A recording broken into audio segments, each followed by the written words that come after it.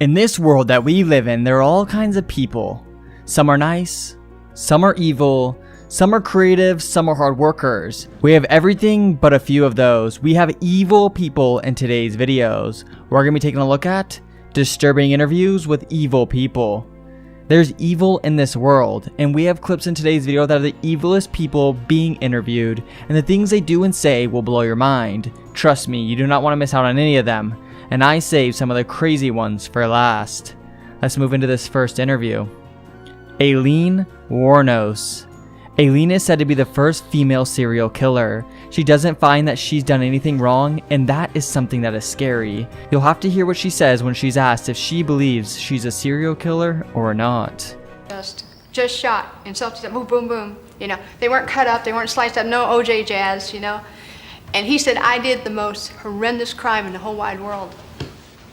But you've been convicted of killing 7 men. Everybody's looking at the number. Does that not, you killed 7 men, 7 strangers. Does that not make you a serial killer? So I didn't kill them every day, did I? This next interview is disturbing. We now have Paris Bennett. This man, who was convicted when he was 13 years old, is in prison for life after ending his sister's life. He said the reason he did this was to get back at his mom and make her feel bad. This is disgusting. Specifically in the end, yes, to cause your mother maximum pain. This has achieved your goal, which was to effectively mean your mother lost both her children at once. Because I loved her. I loved her with every fiber of my being. They say it's like asking a colorblind person to describe the color red. They can't do it. He can't describe love because he can't feel it. Now we have Stephen McDaniel. This man in 2011 took the life of his neighbor and classmate Lauren. His entire plan was to make it so he committed the crime was never to get caught. It was a fantasy of his. This thankfully didn't happen. Before they knew it was Stephen who committed the crime, there was an interview on the day her body was found, and Stephen acts concerned for her and shocked by what happened, yet it was him the entire time. We're just trying to find out where she is at this point. I mean, no one has seen her since Saturday. I mean, the last time anyone heard from her was an email that she sent out, and no one's heard from her since. Any enemies she might have had, somebody that might want to hurt her? No, we don't know where she is. I mean, the only thing we can think is that maybe she went out running and someone snatched her. We just don't know where she is. What about in the parking lot area? I know they've been doing a lot of, I think that's where they have recovered the body or whatever they recovered from there. Body? Had you seen anything there? Had you seen anything there? I mean, we don't know if this is the same person. You know what I mean? Like, they took out a body there earlier. We don't know if it's the same person or not. That's how we're trying to ask people if they know who lived there. Are you okay, sir? I don't know anyone that would want to hurt her. She was as nice a person as there is.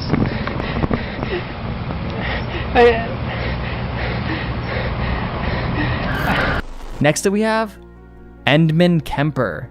Thankfully, so far, all these people are locked up and in jail because they don't deserve to be out. But this man, Edmund Kemper, is an American serial killer who at the age of 15 started with his grandparents and then later moved on to 8 more people. I'd wanted to kill my mother since I was 8 years old, and I'm not proud of that. It started with surrogates at a non-human level. Physical objects, my possessions, other people's, destruction of things that are cared about, and then destruction of things that are living on a lower level, small animals, insects, animals, and then finally it started coming to a head again, so I went back down, I ran away back down there, and then a month later I'm up living with my grandparents in the mountains, and 10 months later I murdered them. It made it worse to be on top of a mountain. I was literally on top of a mountain when it happened, and I sensed everybody in the world just stopping what they were doing, turning around, saw what I did, and are coming to get me. And I knew I was paranoid at that moment. I knew anybody that came up there and gave me a funny look or a fishy eye or quizzical look, I'd have blown their brains out thinking they were coming. Moving to the next interview, we now take a look at Edward Edwards, aka the Hook Man. This man was one of the biggest con artists, yet he changed his ways and became a serial killer. These are two very different things. Just wait till you hear this man's interview. He admits to all the crimes that he has done. Taking his hand, he's going through the bottom of the duffel bag, trying to find the cigarettes. And I'm standing right here. And I have the sawed-off shotgun, and I ease it out of the bag while Danny's down there looking. And I want the death penalty. You don't want to be in prison for a long time on everything else that's going on. Right, I'm not a healthy man. Moving into the next interview, we now have the Night Stalker. This man, known as the Night Stalker, was convicted for murder, and he later was interviewed and has zero remorse for what he's done. Not just that, but the creepiest thing ever was when he admits that he's even evil. You admit to being evil, Richard? We are all evil in some form or another, are we not? Yes, I am evil. Not 100%, but I am evil. On a small scale, what governments do on a large one. They are a product of the times, and these are bloodthirsty times. Even psychopaths have emotions if you dig deep enough, but then again, maybe they don't. We now have Liam McCartney. I might have pronounced that last name wrong, but in 2016, Liam and his friends decided that they were going to create a master plan on how they were going to become rich. Little did they know this was the dumbest plan ever. Their friend Sarah was left a large amount of money from her mom when she passed away. Liam and his friends decided they were going to end Sarah's life and then take all of her money. Sadly, Sarah is now gone, but thankfully these two are locked up and got nothing. How Liam was caught was a friend secretly recorded him confessing what he's done. Thankfully, this friend literally would choose the other girl over this guy because keeping a secret like this could have been the hardest thing in the world, and clearly this guy does not deserve anything. Thankfully, he returned this into the feds, and here I have that clip. Yeah, and dude, alright, so I'm hanging out with her. She has, we went to the bank, she took some money out, not all of her money. We're counting it out, and then she goes to walk out the front door. I choke her out, drag her. My biggest problem was the dog. It took me a half an hour to kill her. I thought I was going to be able to choke her out and have her out in like a couple minutes. Now, ending the video off, we have arguably the most disturbing of them all. John Wayne Gacy. This man was committing murder in the 1970s, and even just till 2017, one of his victims was found. John used to dress up as a clown for events within his neighborhood.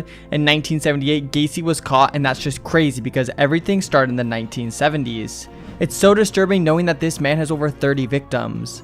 In this interview, and actually the only interview that Gacy has done on this topic, while he was on death row, he tries to convince everyone that he's innocent. Yet, clearly, it's proven that he's not. This guy's crazy. Know the truth and the honesty of it. If they want to be convinced or brainwashed into what they believe, then fine, then go ahead and kill me. But vengeance is mine, saith the Lord, because you will have executed somebody that didn't commit the crime. When they paint the image that I was this monster who picked up like these altar boys along the street and swatted them like flies, I said, this is ludicrous. Taking 3.5 hours of truth serum, and under sodium amytal, the maximum amount that I could have, it shows that I have no knowledge of the crime whatsoever. Well, there you have it. Which of these interviewers were the most disturbing to you? Click on another video on the screen right now to continue watching more videos super similar to this one, and I'll see you guys in that video.